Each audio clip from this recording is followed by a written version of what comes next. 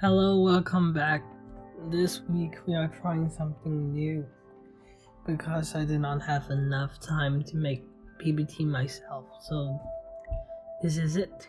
Welcome to week 5 of our budgeting series. I'm Daniel, and today we're tackling a big topic: managing debt effectively. If debt feels overwhelming, don't worry. I'll share simple steps to take control. Let's dive in. Last week, we explored saving strategies like automating savings and using a savings jar. Those habits help us build a financial cushion. Now let's use a budget to tackle debt and free up more money for saving. First, let's understand your debt. List all your debts, including the amount and interest rate. For example, I have a $500 credit card balance at 18% and interest, and a $2,000 student loan at 5% interest. This table helps me see everything clearly. Knowing your debt is the first step to manage it. Here are 2 easy strategies to pay off debt.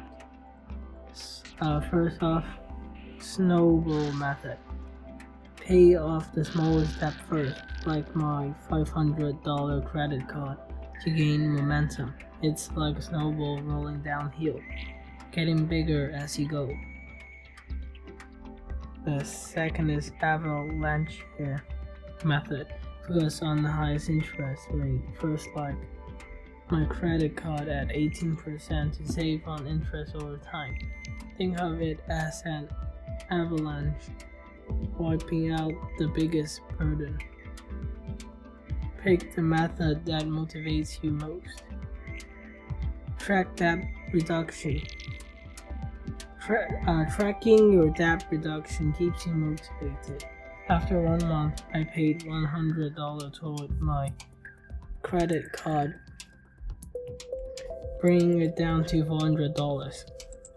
My $50 toward my student loan, and now at $1,950.